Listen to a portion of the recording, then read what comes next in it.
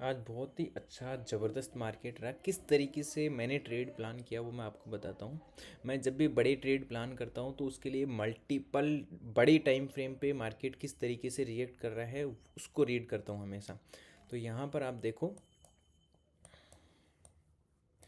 ये एक trend line value area है।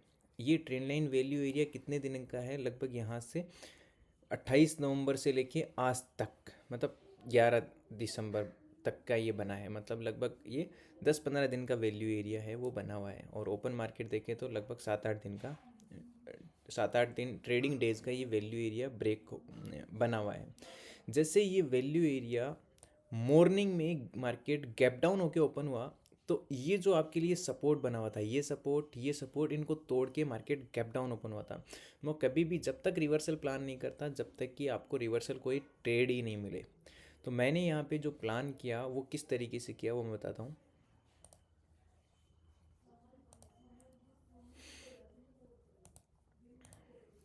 जैसे कि आप सभी लोगों को पता है कि ओपन होते ही मैं नॉन डायरेक्शनल है वो ट्रेड प्लान करता ही करता हूँ। जैसे मैंने नॉन डायरेक्शनल प्लान किया, मार्केट इस सपोर्ट के नीचे तो गैप डाउन खुल चुका था, लेकिन मार्केट कहीं भी साइडवेज रह सकता है। ये पहला प्लान होता है क्योंकि मार्केट 60% होता है साइडवेज, तो मैं यहाँ पे साइडवेज के लिए हेजिंग प्लान कर देता हूँ। ठीक है, सेलिंग में। तो मैंने वो प्लान कर दिया, मार्केट ने तुरंत ही अच्छे कैंडल्स बनाए। तो जैसे ही मार्केट ने ब्रेकडाउन किया फर्स्ट कैंडल का, क्योंकि बहुत ही स्ट्रॉन्ग बियरिश कैंडल था, जैसे ही ब्रेकडाउन किया, ब्रेकडाउन करते ही मैंने जो नॉन डायरेक्शनल ट्रेड था उसके साथ डायरेक्शनल हेज भी प्लान कर लिया विद 10% क्वांटिटी पुट बाय के साथ में। ठीक है, क्योंकि हेजिंग के साथ आप लोगों को मैंने बता रखा है, जैसे आपने क्लासेस देखी होगी, तो 10% क्वांटिटी से पुट बाय भी प्लान कर लिया। मार्केट पुराने वैल्यू एरिया जो आपके पास यहाँ पे ये सपोर्ट लेवल बना था, लगभग 24,200 का था, वहाँ तक आया। तो नॉन डायरेक्शनल ट्रेड है वो फिनिश हो चुका था, उसमें 2% एसएल हो गया। लेकिन बाकी का जो put buy and directional has था उसमें लगभग 4% है वो प्रॉफिट कैच हो गया। जैसे ही 4% प्रॉफिट कैच हुआ, लेकिन मार्केट यहाँ पे सपोर्ट पे आने के बाद में कंटिन्यूस रेड कैंडल्स के बाद में अच्छा फॉल दिया, लगभग 300 पॉइंट के आसपास का फॉल किया, 500 से लगभग 200 तक आया। तो यहाँ पर डायरेक्शनल हेज का प्रॉफिट है वो मैंने बुक कर लिया, लगभग वो कैच किया था 40,000 के आसपास में। ठीक है, और इसमें 2% नॉन डायरेक्शनल हेज का जो लॉस है वो भी कवर हो गया, क्योंकि डायरेक्शनल हेज में 4% कैच किया मार्केट। इसको इसमें आप बाइंग भी कर सकते हैं कंटिन्यूस, जो बिल्कुल बायर करना चाहता है, क्योंकि मल्टी टाइम फ्रेम का ब्रेकडाउन हुआ था। ये ध्यान रखना, मल्टी टाइम फ्रेम का ब्रेकडाउन हुआ था, स्ट्रॉन्ग बियरिश कैंडल भी आपको दिखाया तुरंत ही। देन मार्केट सपोर्ट पे आया, तो इसको मैंने जैसे आपको पढ़ा रखा है candle stick zone, supply and demand zone, कि जब भी वैल्यू एरिया पे कोई कैंडल स्टिक जोन बने तो ये कौन सा जोन बना है आपके लिए? ट्वीजर कैंडल बना है। जैसे ट्वीजर कैंडल बना, यहाँ पे मैंने वापस से अप साइड का डायरेक्शनल हेल्प हैज प्लान कर लिया, क्योंकि नॉन डायरेक्शनल एग्जिट हो चुका था, डायरेक्शनल प्रॉफिट दे चुका था। तो कुछ जो प्रॉफिट हुआ उसमें से 10% प्रॉफिट का, 20% प्रॉफिट का रिस्क लेके वापस से अप साइड में डायरेक्शनल प्लान कर लिया। और जैसे ही मैंने डायरेक्शनल अप साइड में प्लान किया, मार्केट ने कंटिन्यूस ट्वीजर कैंडल के बाद में नीचे मूव किया ही नहीं।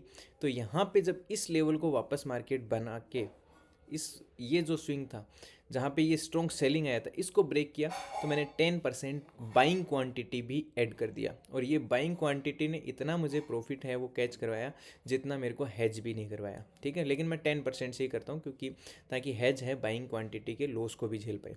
और उसके बाद में जितना मार्केट नीचे आया था उससे भी डबल मार्केट है ऊपर गया। गया ऊपर कहाँ तक वो आपको दिखेगा, तो जो ये पुराने स्विंग्स हैं आपके पास वहाँ तक मार्केट गया है। ठीक है, और इसी के प्रॉफिट को कैच किया। प्रॉफिट में दिखाता हूँ, लगभग 87,000 प्रॉफिट कैच किया। तो पहले है, आप देखो यहाँ पे इस कॉल साइड में अच्छा खासा प्रॉफिट है वो कैच किया। जो ये लॉस दिख रहा है वो नॉन डायरेक्शनल हेज में भी किया था, प्लस आपको पता है हेजिंग में एक लॉस की पोजीशन चलती है, एक प्रॉफिट की। ये प्रॉफिट जो कॉल साइड में बाई लेग थी उसने ज़बरदस्त प्रॉफिट किया। ठीक है, और पहले इसने सेल साइड में डायरेक्शनल हेज में प्रॉफिट दिया, तब ये प्रॉफिट ज़्यादा दिख रहा है। तो मतलब डायरेक्शनल हेज जब मैंने किया तो कॉल सेल किया एंड उसका हेज बाई किया, तो इसमें प्रॉफिट कॉल में इसलिए ज़्यादा दिख रहा है आपको। फिर यहाँ पे जब पुट में जो प्रॉफिट दिख रहा है वो पुट में जो प्रॉफिट दिख रहा है, पहले मार्केट जब नीचे डाउन गया था तो 10% क्वांटिटी मैंने पुट बाय भी किया था, देन मार्केट ऊपर गया तो पुट में जो मैंने डायरेक्शनल हेज बनाया था उसकी वजह से भी प्रॉफिट हुआ।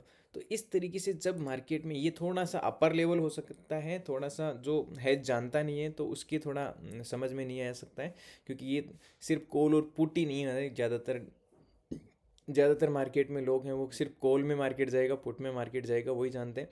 तो जो डीप ऑप्शन हेजिंग पे हम सिखाते हैं उसके हिसाब से देखो, मैंने प्लान किया नॉन डायरेक्शनल उसका 2% एशर, then directional has 4% target, then यहाँ पे वैल्यू एरिया पे आपको जो पढ़ाया हुआ है कि ट्विजर कैंडल, ठीक है, और मार्केट बुलिश साइन दिया और पूरा का पूरा प्रॉफिट कैच किया यहाँ पे जब तक। और आपको पता है मैं पूरा का पूरा प्रॉफिट है वो कैच करता हूँ हमेशा, जिसकी वजह से है वो एक हैंडसम प्रॉफिट है वो कैच किया, ठीक है।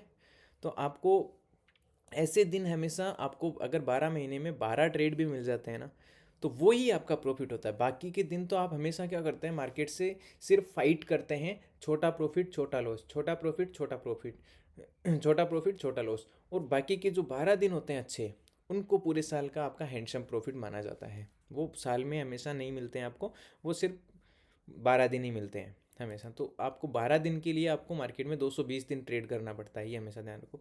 तो इस तरीके से है जो वो प्लान किया जाता है। कई लोगों की ये थोड़ा सा सर से ऊपर से चला जाएगा, मुझे पता है, क्योंकि ऑप्शन हेजिंग पढ़ा नहीं है उन्होंने, ये ध्यान रखना।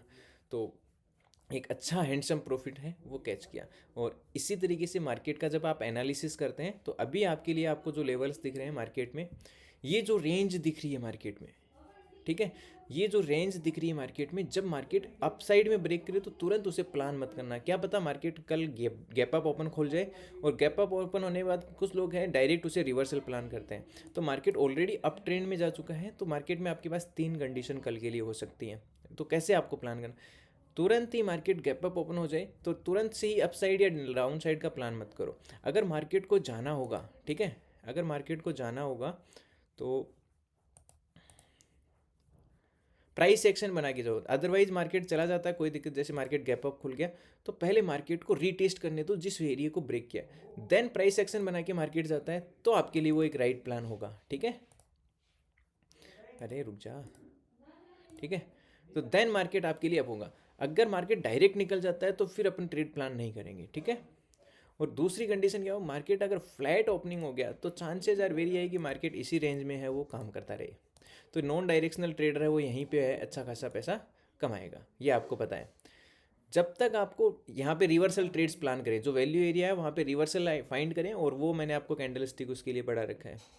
और मार्केट अगर थोड़ा सा भी गैप डाउन खुल जाता है और इस तरीके से प्राइस एक्शन बना के नीचे जाता है तो ही आप नीचे का प्लान करें, अदरवाइज तो मार्केट के पास में आप ये एक अच्छी रेंज हो गई है, आप देखोगे